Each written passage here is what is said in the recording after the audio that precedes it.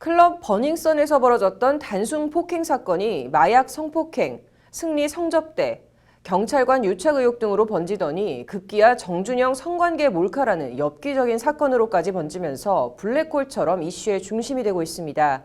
법률방송 기자들의 시선으로 바라본 세상, 오늘은 관음증에 대해 얘기해 보겠습니다. 사흘 전 오후 인천공항 입국장입니다. 성관계 몰카 정준영의 입국을 커버하기 위해 수많은 취재진들이 몰려들었고 급기야 포토라인이 무너지며 기자들끼리 몸싸움을 벌이는 촌극까지 벌어졌습니다.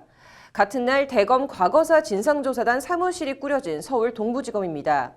이날 장자연 사건의 유일한 목격자이자 동료였던 윤지호 씨가 대검 진상조사단에 관련 내용을 증언하기 위해 출석했지만 윤지호 씨를 취재하기 위해 나온 언론사는 몇 안 됐습니다. 입국장이 터질 듯이 몰려나온 정준영 입국과 썰렁하기 그지없는 윤지호 씨의 검찰 출석. 정준영 몰카와 장자연 사건. 물론 어느 사건이 더 중하다, 가볍다 할 수는 없습니다.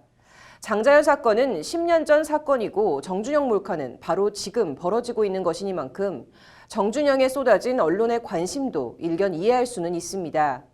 다만 그럼에도 불편하다는 생각이 드는 건 어쩔 수 없습니다.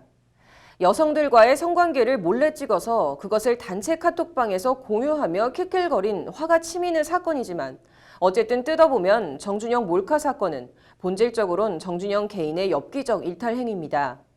분노를 자아내고 비뚤어지고 왜곡된 여성관과 성의식을 질타할 수는 있어도 그럼에도 본질에 있어선 어디까지나 넓게 봐줘도 일부 연예인들의 일탈 행위를 넘어서진 않습니다.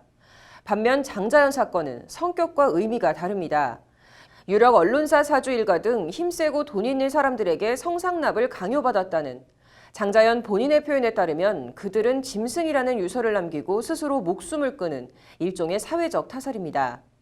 그리고 이 사회적 타살은 경찰과 검찰을 거치며 부실과 봐주기 논란 속에 실체 없이 증발해버린 권력과 언론, 권력과 권력, 권언유착, 권권유착이라는 커다란 숙제를 우리 사회에 남겨준 사건이기도 합니다.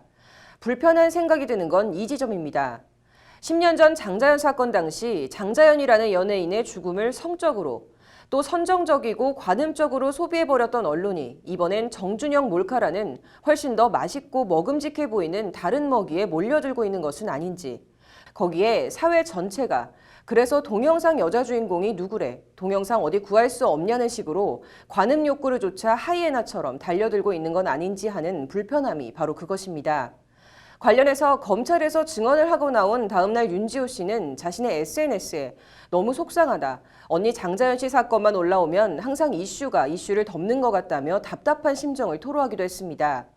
이와 관련 일각에서는 정준영 사건으로 장자연 사건을 덮으려는 기획과 세력이 있다는 음모론까지도 제기되고 있는 실정입니다. 하이에나 저널리즘이라는 용어가 있습니다.